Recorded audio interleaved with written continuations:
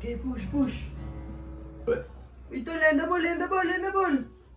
Lo.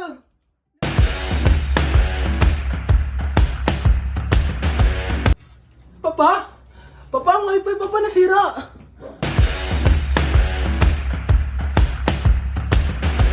Ngampo siya. Dili ako marunong magawa ng wifi. Doon sa dito mo, oh.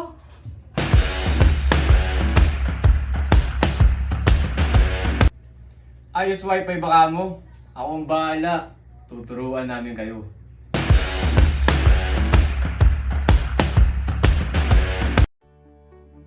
UTP cable, or unshielded twisted pair cable. It is the most commonly used cable for LAN networking. Inside, it contains 4 pairs of twisted copper wires. Crimping tool. It is an essential device used to attach RJ45 connectors to UTP cables.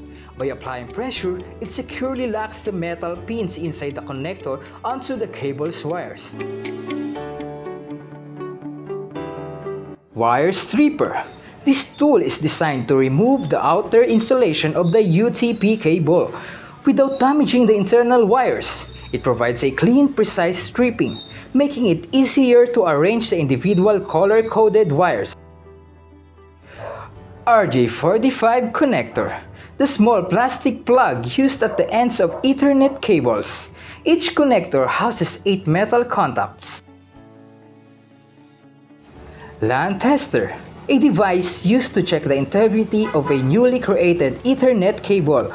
Once both ends of the cable are connected to the tester, it verifies whether all 8 pins are properly wired and transmitting signal. Alright, let's begin by preparing our UTP cable.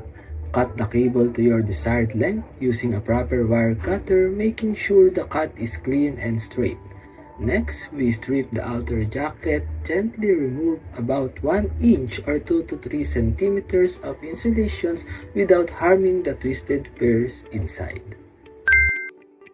After stripping the outer jacket of the UTP cable, the next step is untwisting and arranging the wires. We need to separate the 4 twisted pairs and straighten them for us to easily arrange and follow the correct color coding of the wires. And next, we need to arrange the wires according to the wiring standard you are using. And we are using the T568B, the most common wiring standard. And these are the arrangement of the color coding of the wire: white orange, orange, white green, blue, white blue, green, white brown, and brown.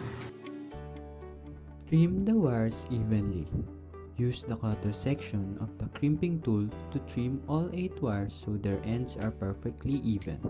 This helps them fit smoothly into the RJ45 connector. Insert the wires into the RJ45 connector. Slide the wires carefully into the RJ45 connector with the clip facing down. Make sure that each wire goes into its own channel, the order is still correct, and the copper ends reach the tip of the connector. Next, let's crimp the connector. Place the RJ45 into the crimping tool and squeeze firmly. We need to use a good quality crimping tool and apply firm, even pressure until it's fully crimped. And avoid releasing the crimper too early.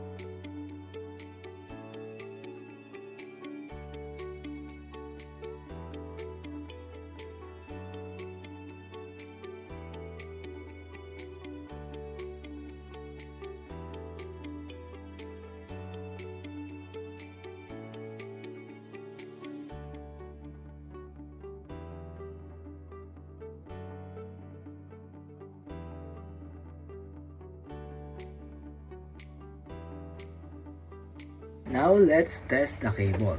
Power on the LAN tester and connect one end to the main port and the others to the remote port. The tester will scan wires 1 to 8. If all lights match in order, the cable is good. If not, there's a wiring or crimping issue. Once all 8 pins show correctly on both units, the cable has passed the test and is ready for use.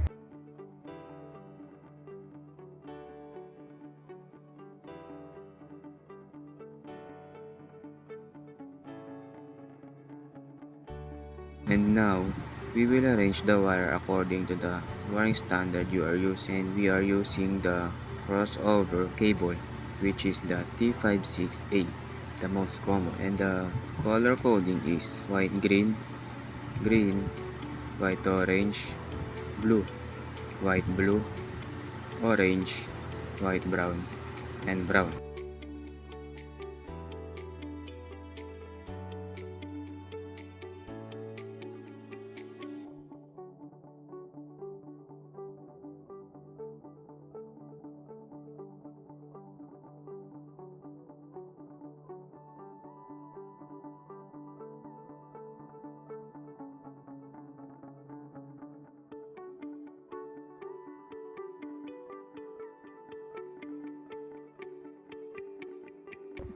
Next is test the cable. Power on a LAN tester, connect both ends and check the lights. If all wires lights up correctly according to crossover test, the cable works. If not, check for miswires or poor crimps. And that's it.